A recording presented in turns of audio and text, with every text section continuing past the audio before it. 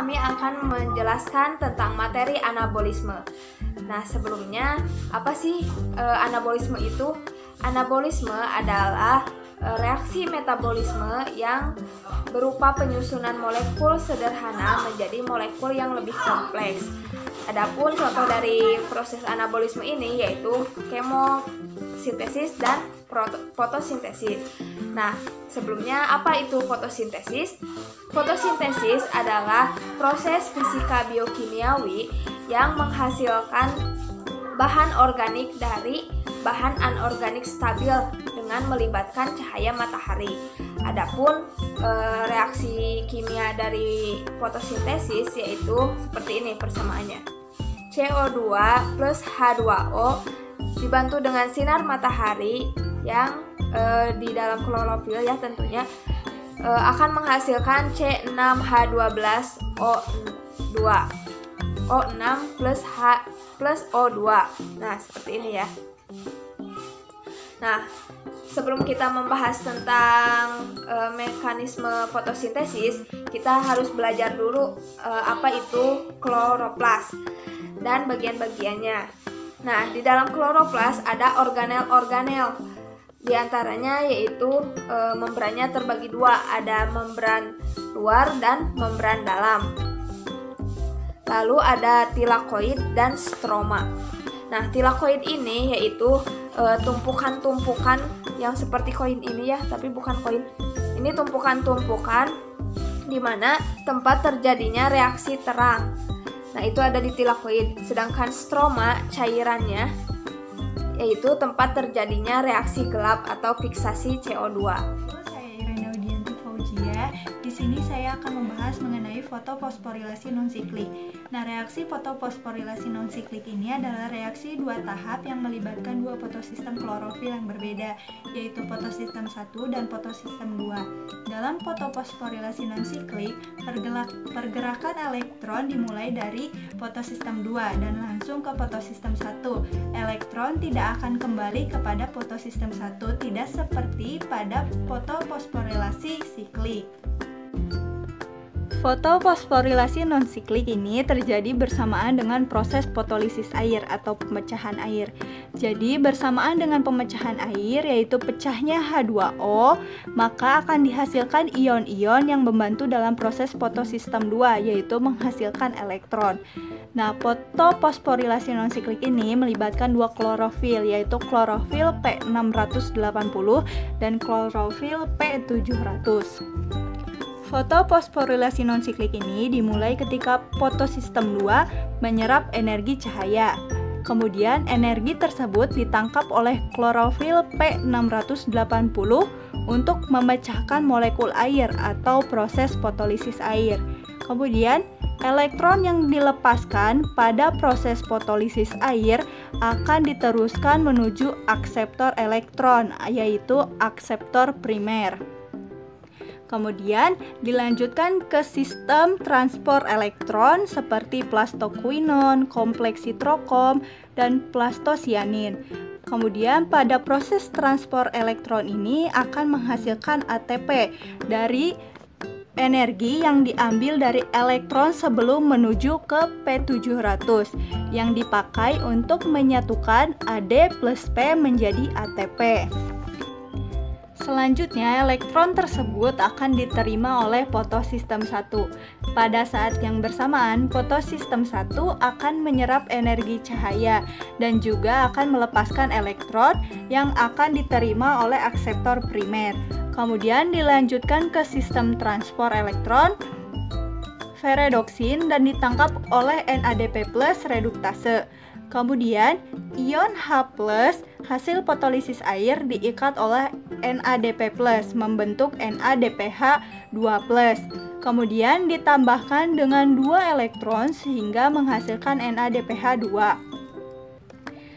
Dan fotoposforilasi non-siklik ini akan menghasilkan O2, ATP, dan NADPH2. Baik, selanjutnya kita akan menjelaskan tentang reaksi siklik atau fotoposforilasi. Nah, apa sih fotoposforilasi atau reaksi siklik ini? Reaksi siklik yaitu ciri khasnya yaitu kembalinya elektron yang dilepas oleh fotosistem 1 dan akan kembali lagi ke fotosistem 1. Seperti itu, teman-teman. Nah, adapun fotosistem 1 itu apa? Nah, fotosistem 1 itu bisa disebut juga dengan P700. Nah, apa P700 ini? P700 ini mengandung klorofil A yang menyerap kuat energi cahaya dengan panjang gelombang 700 nanometer. Maka disebutnya itu P700 atau fotosistem 1. Nah, adapun fungsi pigmen untuk proses fotosintesis ini yaitu untuk menangkap energi cahaya ya dari matahari gitu, guna melepaskan elektron oleh pusat reaksi yaitu klorofil A. Nah, adapun mekanisme dari reaksi siklik ini yaitu seperti ini gambarnya, teman-teman. Boleh diperjelas ya, seperti ini.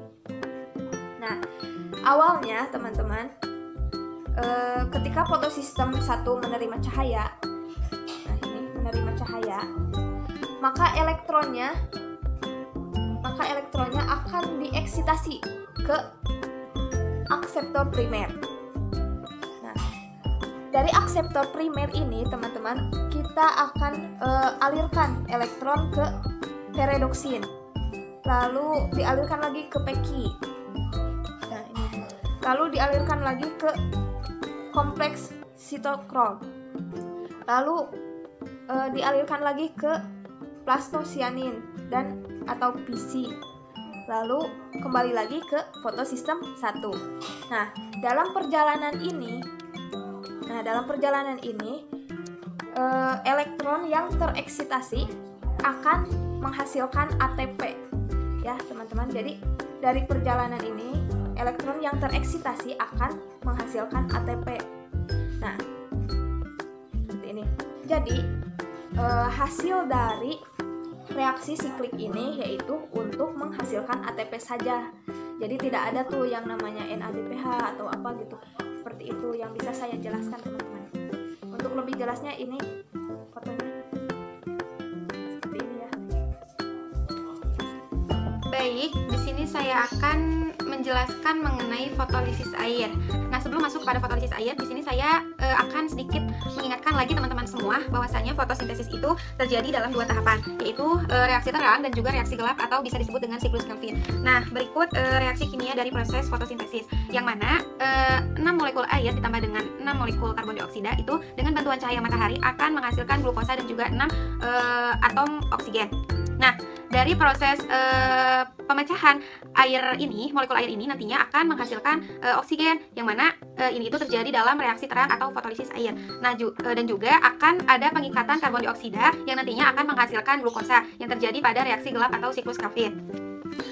Nah, untuk reaksi terang ini terjadi di grana atau membran tilakoid, sedangkan siklus Kelvin ataupun reaksi gelap itu terjadi di stroma. Reaksi terang ini membutuhkan cahaya matahari dan juga molekul air yang nantinya akan menghasilkan ATP, NADPH, dan juga oksigen yang akan dilepaskan ke udara. Nah, sedangkan siklus Kelvin ataupun reaksi gelap itu tidak membutuhkan cahaya matahari, melainkan membutuhkan hasil dari reaksi terang yaitu berupa ATP dan NADPH.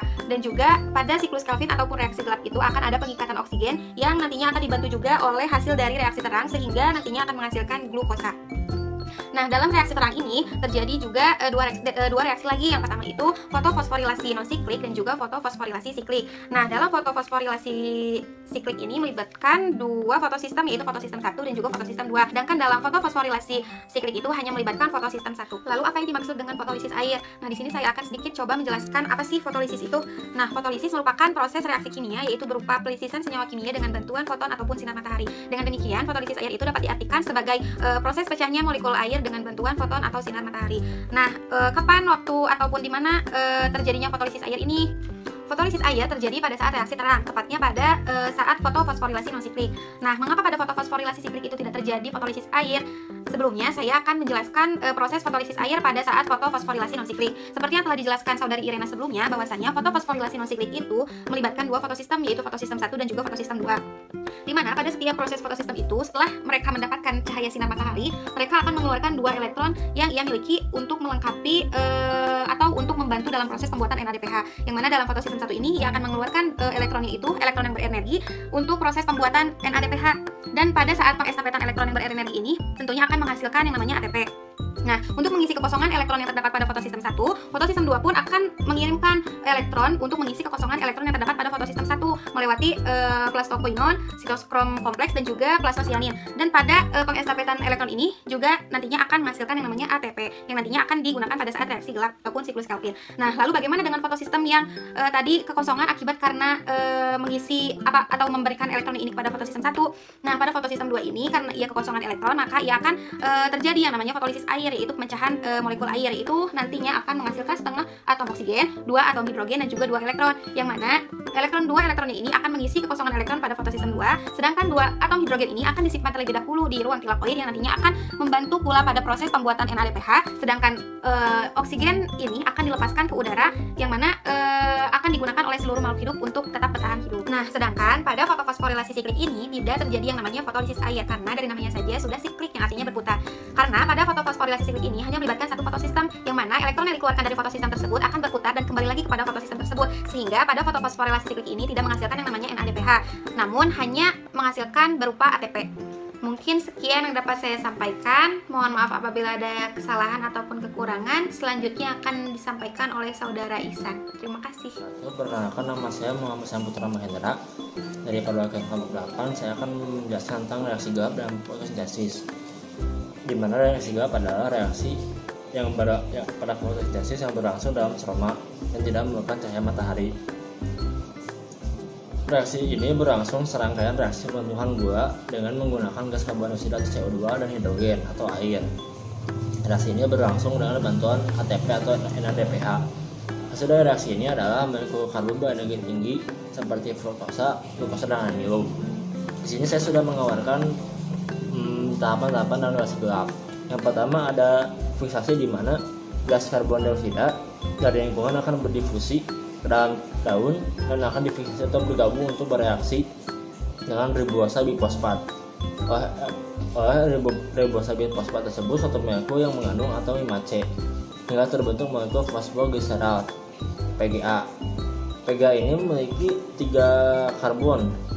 Penambatan 6 karbon dioksida oleh 6 RUBP atau ribosa bifosfat tadi akan menghasilkan 12 PGA. Reaksinya dikatalis oleh enzim ribosa bifosfat karboksilase atau Rubisco. Tahapan ini adalah tahapan reduksi PGA, di mana pada tahapan ini tiap molekul PGA menerima glucose dari ATP ini serta ion hidrogen atau H+ dari elektron dan NADPH. ATP yang digunakan pada sini adalah ATP dari terang, kayak digambarkan seperti ini.